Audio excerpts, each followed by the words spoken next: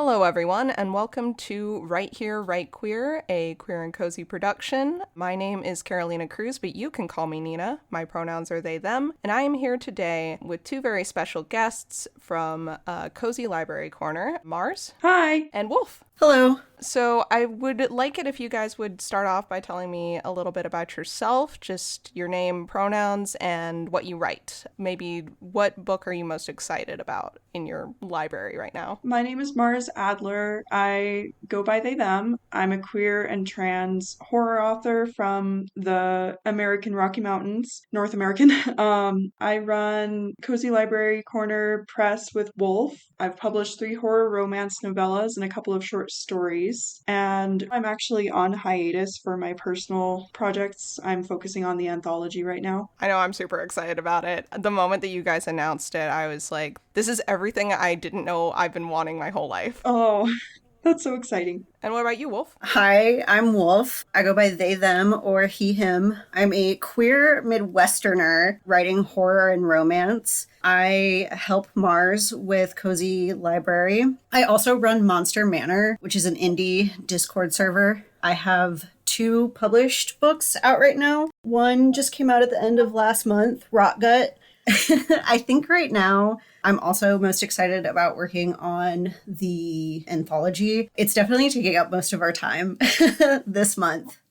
Yeah, absolutely. I believe it. It's a lot to keep track of, I'm sure, and we're going to get into that later. But I would love to know a little more about Cozy Library and what kind of was the idea behind that? How did that happen? Did you just wake up and decide to start like a small press or what? Well, I started it as just like a small private Discord server for like my friends, and I just made it so we could like share our works in progress and like book ideas and uplift each other in like a smaller cozy space, because I know it can be kind of intimidating to like share across larger platforms, especially like just out on like Twitter or on Instagram. Oh, yeah. So the idea for the anthology wasn't like initially part of the server, but it grew naturally out of several of us having like interest in the theme of Weird West. And a lot of us already had works in progress or ideas that were in that. And we were like, what if we made an anthology? And it just kind of grew from there. That's so cool. I love that. Weird West and that kind of idea is so fun, and it's so great that you guys were all kind of excited about that together. And that's kind of the best, to me, the best projects are the ones that everyone's like really personally passionate about, and they aren't like born from any forced desire. It's more just like a natural thing that everyone was pumped about. So I'm really excited to see what everyone was excited to write. Yeah. So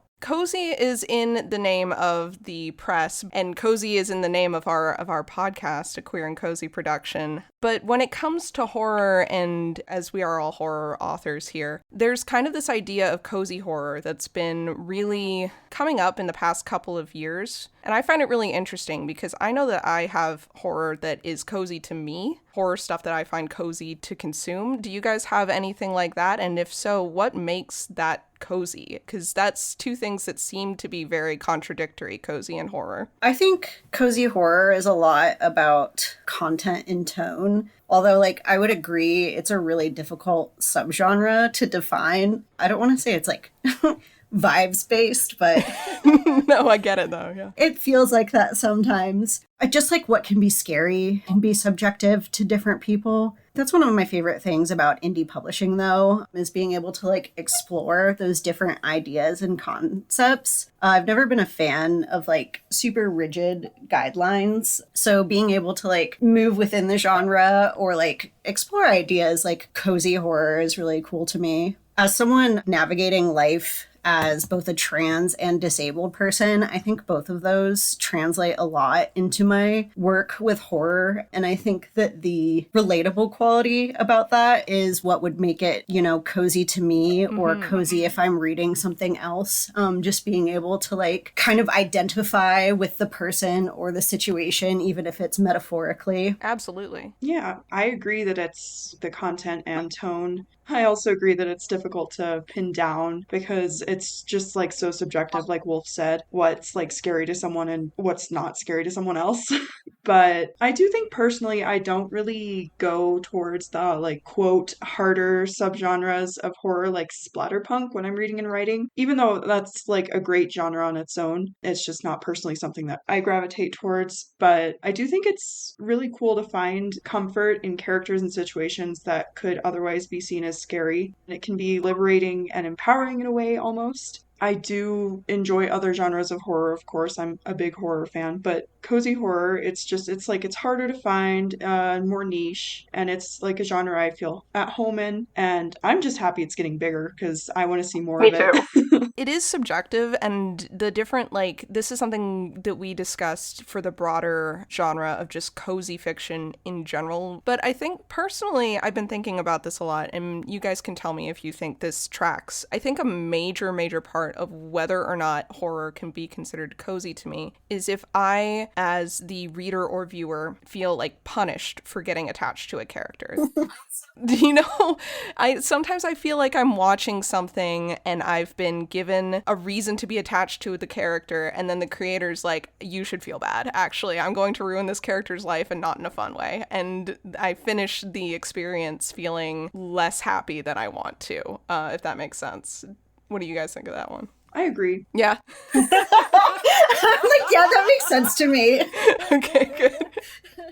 Yeah, I just read Between Two Fires by Christopher Buehlman, and it's very horrific. Its imagery is incredibly grotesque, and I kept being worried, especially because there was a queer, like, one of the main cast was queer, and I kept being, like, on edge, like, are you going to punish this man for being queer? And when he wasn't, and when I felt like the author cared as much about him as I did, as the reader, and I felt like we were on the same page, it made the reading experience more cozy for me, and it made the book, no matter all the bad things that happened in it, it made it a comforting experience. That's actually really good to hear about that book, because I've started and stopped the audiobook a couple times because I've gotten so nervous listening to it.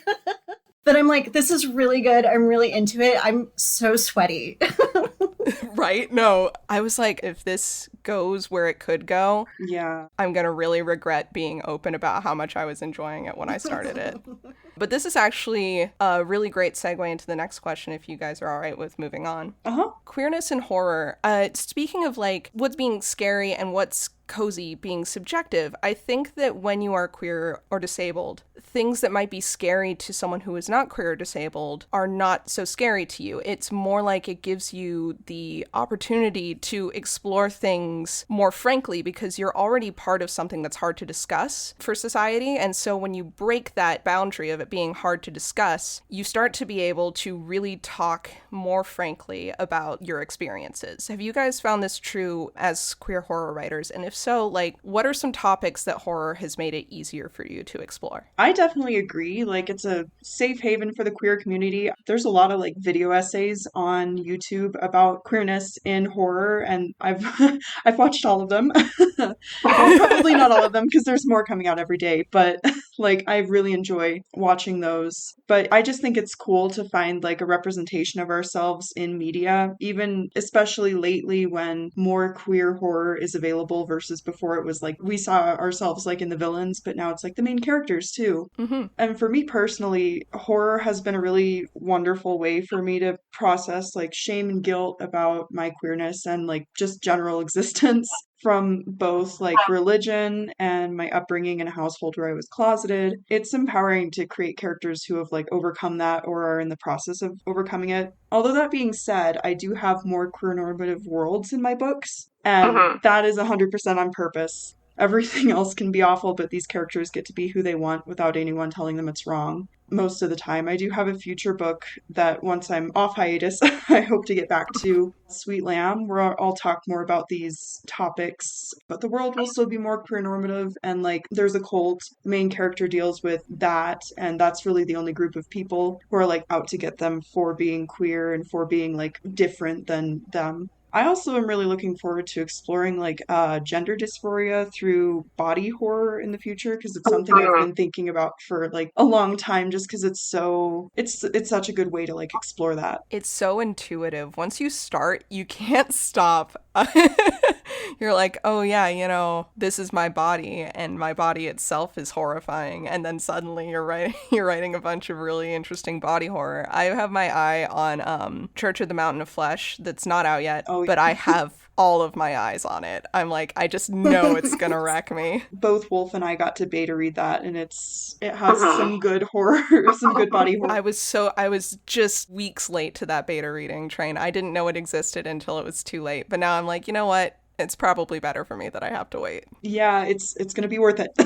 I'm so excited. And Wolfe, what about you with the question on what you have found to explore through horror and queerness? I've always been like really, really loud about being queer ever since I was very young. And I recognize that that's like incredibly privileged that I was able to do that. But something that I have struggled with and found easier to talk about through horror, kind of on the body horror topic, is disability. Mm-hmm. I was born with lupus, and it's just progressively gotten worse as I've gotten older. And sometimes it's really hard to like talk about or describe just because it affects so many parts of you. But it's been like really fun and almost cathartic to kind of explore that through writing horror. I didn't even realize I was doing it at first when I did it. And then going back and like reading first drafts, I was like, oh, okay.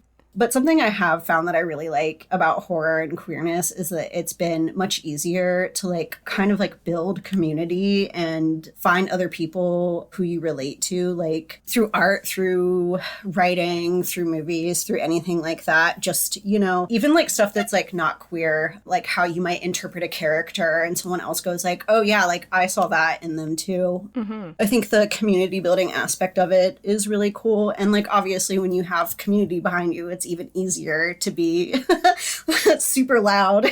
Yeah, I think that the queer horror community personally, there's this sense of relief in finding that because when you have that same kind of base to discuss horror, when I try to discuss horror with cishet people, sometimes I feel like I'm like insane.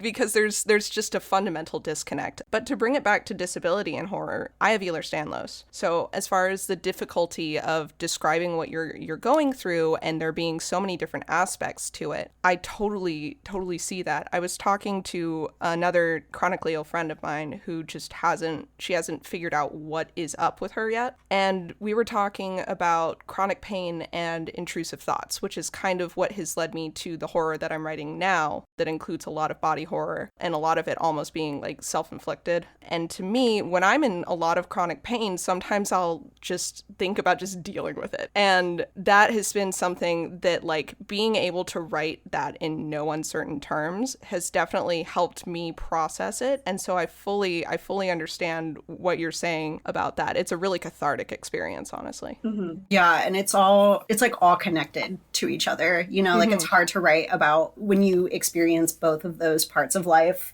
navigating life as queer or as disabled. They're so interconnected with each other. Yeah, absolutely. I fully agree and relate to that. And that's why I love finding more stories. It's something that I found only a couple years ago was the like kind of trans and disabled queer horror community that's like much smaller through indie publishing. Mm-hmm. And I have never felt as seen as I have through finding things like Eyetooth, for example, one of Mars's stories. Mm-hmm. I read that and I'm like, oh, because I had already started writing mine. And I read that and I was like, oh, I'm not weird for wanting to write what I want to write. Or maybe I am, but at least I'm not alone. Yeah. Eyetooth, I remember texting Mars about it like while I was beta reading it and the part like being on the operating table. And I was like, I don't know if you did this on purpose, but it feels like so reminiscent of having to like argue with doctors about like treatment or diagnoses or whatever. I was like, I'm like having heart palpitations reading this right now. Mm-hmm. It felt so familiar, but like, again, in a way that's like because of the like otherworldly aspects of the story, mm-hmm. it was more. There's more to it than just being like, oh, I've done this before. It's like, no, this is what it feels like on a way that is more real than the reality of my experiences. Mm-hmm. Yeah, I agree. Thank you. You are going to listen to these compliments. You cannot stop it. I'm like, you can't see me, my face is all red now. My evil plan all along was to get you on this podcast so I could compliment you. But yeah, I love talking about horror and how it enables people who haven't had a voice, maybe, to be able to share their stories in a very, very frank way. So thank you guys for telling some of your own stories like that. I am going to, if you're all right with it, move on to the anthology itself now. A little bit about that from an outsider's perspective. What's it called again? It's Dead Cowpokes Tell No Tales. Is that it? Dead Cowpoke Don't Wrangle. I'm so good at this. I'm professional and I did my research. Anyway, I do know for a fact that you guys are not only fully funded, but you have hit your first stretch goal, which is super, super sick. I was really excited to see that. I have my eye on those stretch goals. I'm still pushing. I'm like, we're going to get all of them. It is a Weird West anthology that features a bunch of different authors, a lot of them queer. I'm not sure if they're all queer, so I don't want to make that bold claim. I'm pretty sure. Hell yeah. There's a lot of big promises being made by this anthology. We've got vampires, curses, cults, and then, you know, the other stuff that you would expect from the Wild West, like horse ranchers and saloons. I am super pumped for this. Weird West is something that I feel like bears more exploring because there's so many interesting parts of like the South and the Wild West and all this that don't get a lot of attention in horror. I'm trying to think of like a good Wild West horror off the top of my head, and I genuinely can't. So what were the inspirations? Have you guys discussed, like, amongst your anthology, like, your team of creators here, like, where are you guys drawing inspiration from? What led to this kind of topic? I know you guys talked about, you guys were all working on projects like this, but have you guys talked about, like, the overall inspiration for this at all? I don't know that we've discussed, like, overall or individual inspirations from it. I know a couple people were interested in Weird West. I actually went back and like looked through the Discord to try to figure out like what it was exactly that sparked it, because this has been, I don't want to say in the making, but like being discussed in the way like, haha, we should do this for nearly a year now. Wow. And Aaron Fairview sent the message last July, Cowboy Collection when? And everybody just lost their mind. So that was the starting point of it. We kind of had like a little channel going where everybody was like dropping like books to check out or like read or like things to watch. Mm-hmm. I don't know like how Western it's considered, but like Fallout is a big... Oh, that's the vibes. No, I get that. Yeah, 100%. Inspiration for me. I recently listened to the audiobook Lone Woman. It was really good queer Western horror about a woman with a monster trapped in a trunk. Ooh. Moving really far out to try to start a farm with her little trapped monster. This is not a good description of it, but the book's really good, trust me. I'm intrigued, so I think it works. But I think the weird prefix to it was just kind of, we were like all interested in exploring kind of like the Western genre more, but we're all sci-fi or fantasy or paranormal or horror authors. So like obviously the weird's gonna come with it. Mm-hmm. And I would just like to add that like without Wolfe's like very large part in this whole thing would probably still be a concept of us still in that Discord channel talking about, oh, wouldn't it be cool someday? They really helped get a lot of the timelines together and coordinated so that it would actually be put into action. I'm more of like a dreamer, like what if we do this someday sort of person. And it was cool to actually help bring this to life with Wolfe's help and like the practical knowledge of how to actually juggle a big project with lots of moving pieces like this. Yeah. I've been part of an anthology before, but I've never like been like the person in charge before. So there's definitely a lot. And then Weird West specifically, I think it's just like a special genre to me and a lot of the contributors because Westerns, I agree, it's like I don't see much Western horror, but there's just so much like untapped potential. Mm-hmm. And especially for queer themes. I've also watched a lot of video essays about like queer people in the Weird West, or in the Weird West, in the Old West. I wish in the Weird West if it was real. But I never really watched like a lot of Westerns or like read Western books. I think like the only vaguely Western book I ever read was like Gone with the Wind, and I don't think that counts. But like finding a more queer Western books that are like more recent. Like I read Upright Women Wanted a few years ago. Book of Tongues is on my TBR. It looks really good. It's like horror, I think, Western horror. Those really opened my eyes to the genre. I also recently watched The Power of the Dog, which had a queer character in it, but it wasn't really, I mean, it was kind of horror, I guess, but it definitely inspired a lot of what I'm going for with my story personally in this. Benedict Cumberbatch jump scare. I didn't expect that. Yeah, I'm trying to think of Western horror, and like there's some like Southern Gothic. It's weird. Apostle 2018 is one of my favorite horror movies, and it's got like this cult village on a small island. And because of the nature of the cult and of the time period and the buildings, I'm like, oh yeah, this is Southern Gothic, this is Wild West horror, but it's set in the UK. So I'm like, not quite. It's the vibes. All genres are simply vibes based, and I think the sooner we accept that, the sooner we'll all be happy. I grew up for a short while in Texas, and then I went back there for school, and my dad is a huge fan of Westerns. To break immersion, it's Father's Day today when we're recording, and my mom recently texted me a photo of my dad saying, "It's that time again," and it was him watching The Good, the Bad, and the Ugly.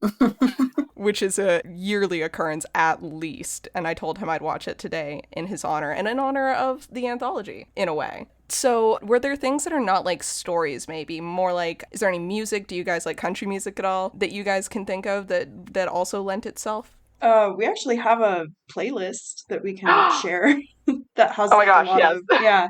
of yeah. I'll send you that link. Please do. I know fellow host of Right Here, Right Queer, Noah, I know really likes Orville Peck, and I haven't really had a chance to listen to Orville Peck, and I feel really bad about that often.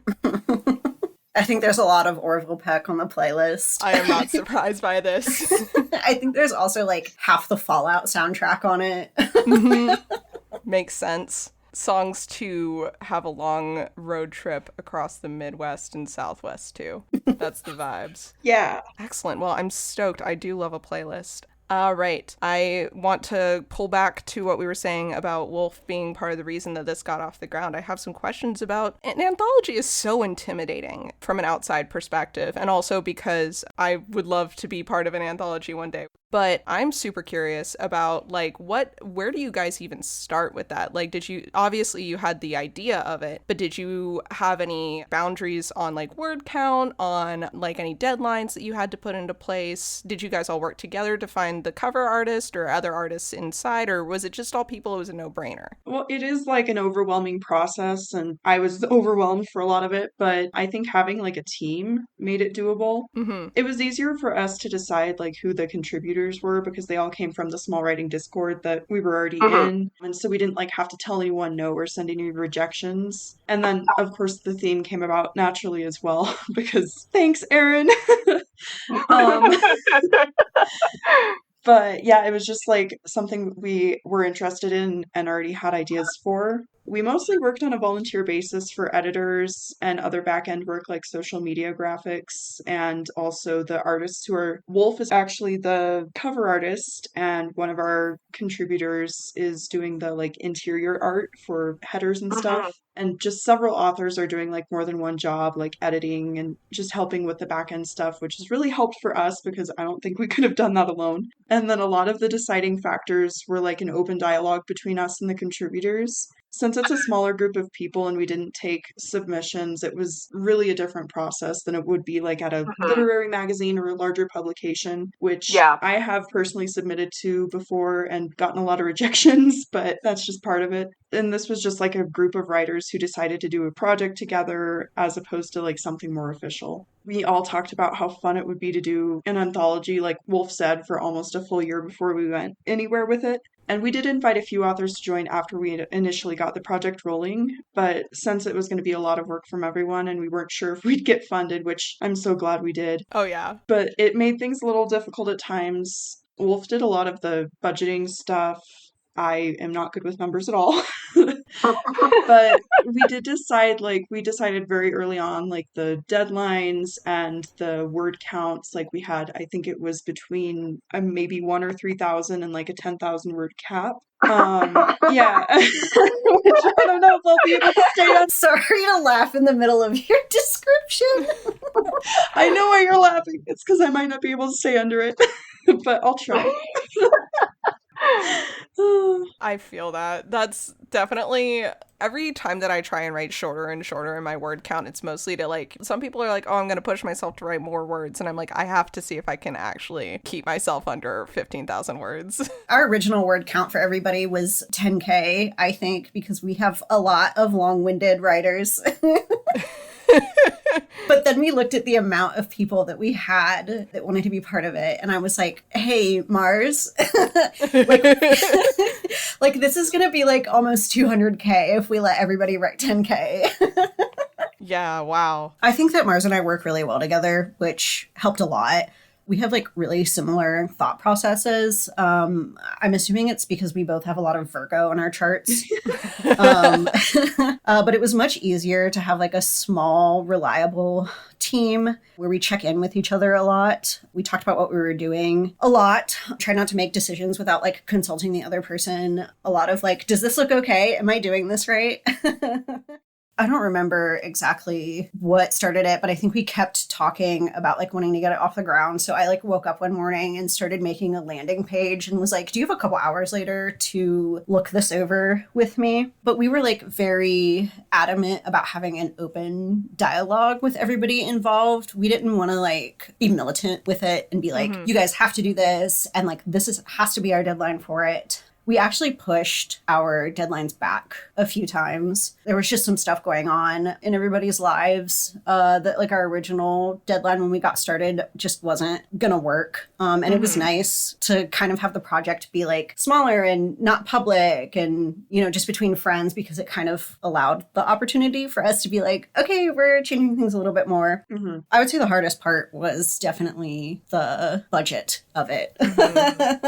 Because really, you can just do whatever you want up until that point, and then you have to be very exact with the numbers. And it was very nerve-wracking to try to come up with it. But I have done a few pre-releases with stickers and prints and things like that. So I was like, okay, I just have to do this on a much larger scale. And then, like Mars said, we had a ton of help from everybody involved. Erin came up with the title for the anthology. It's a great title. Yeah.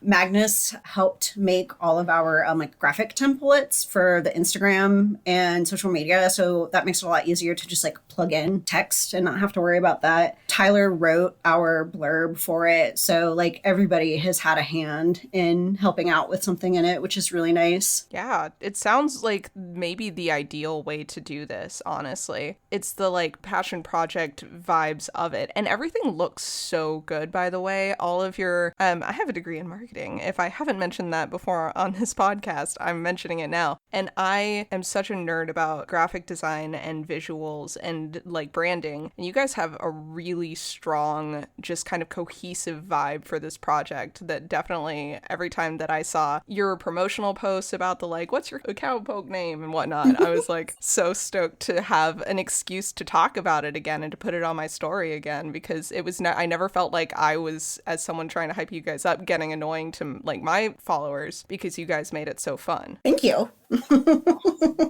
Gosh, did I have a point with that, or was I just gonna hype you guys up again? It doesn't matter. You can keep complimenting us if you want. That's what I'm here for. That's the point of this. Yeah, so you guys are currently fully funded. You've hit the first stretch goal, which was some stickers and prints and such, which I'm super stoked about as a lover of arts. Your next stretch goal is at $3,000, it looks like, which you guys are, as I'm looking at the page now, pretty dang close to. You guys are at 2,815. Nice.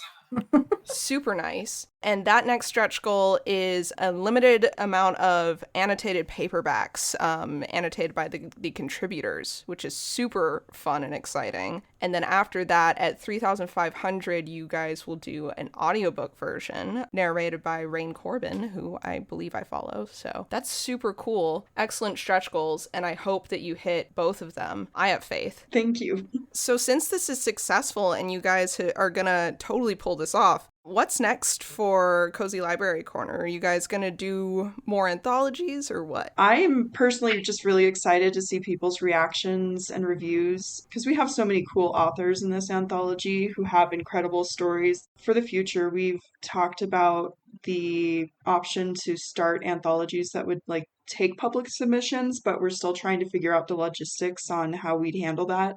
So we don't know when or if that will even happen. Because like you said, this is an ideal way to do it, so we don't have to tell anyone no or deal with reading editors who would tell people no. Yeah. Yeah, but for now, we're definitely looking forward to do more anthologies with the crew we have and some other people who have expressed interest in joining us in future anthologies. And I don't know, anyone who's listening, if you want to shoot us a DM, see if we are open. Anyone listening? Yeah, I'm anyone listening. And we've been yeah. talking about some future themes we'd like to do, and they're really exciting, but I don't want to spoil them, but they're exciting. Oh, no. Keep your secrets.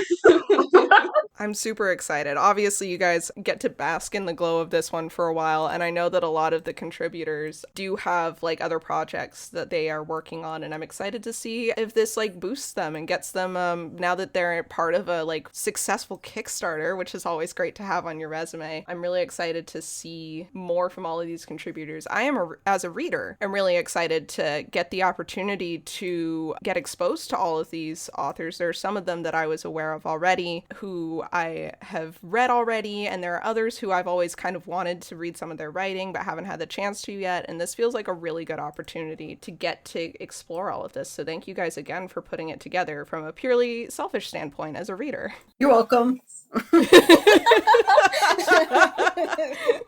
Anytime. And with that, is there anything else you guys would like to add before I have us pitch our socials and get us out of here? I think that I just want to say thank you, because the only reason why this is successful is that everybody is so excited and hyping us up and being super supportive. Without, the community of writers internally helping us work on this and all the people outside backing us and yelling about it, just means so much, because we wouldn't be able to do this otherwise. Yeah, honestly, I'm just so shocked, in a positive way, a very positive way, how far this has gone. It's so cool to see, just every day when I check the Kickstarter, I'm like, wow. Yeah, no, I have been tracking it weekly just to see how close we are to that audiobook. But yeah, thank you to listeners like you and viewers like you and stuff. Yes, thank you. And with your help, hopefully this project will hit even more of their stretch goals. Until then, again, I've been Carolina Cruz, or Nina as everyone calls me. You can find this podcast, Right Here, Right Queer, on Instagram at that I am about to look up. It's Right Here, Right Queer Podcast. There we go. Right, R-I-G-H-T, here, right, W-R-I-T-E, queer podcast. And you can find me at Nina Wolverina on Instagram and the site formerly known as Twitter and on Blue Sky. And with me, again, are Mars and Wolfe. Mars, why don't you shout yourself out here? Oh, yeah. I'm Mars Adler. You can find me at Mars Adler. Yeah, it's an underscore. My name, Mars Adler, with an underscore on what used to be Twitter, and then dot on Instagram. And then my website is just marsadler.card, CARRD.co. And that's where you can find all of my socials as well as my books. I'm HS Wolfe, and you can find me at Wolfe Horror across everything, spelled WOLFEHORROR. Twitter, Instagram card. And then for the anthology itself, you guys can find that at clc.press on Instagram. There is a link to the Kickstarter in the bio. So if you would like to get your own copy of Dead Cowpokes Don't Wrangle, that is where you can do that. The Kickstarter ends on June 30th, so don't dally. Thank you guys again so much for listening, and we will see you with a new episode with new topics next time. Goodbye. Bye.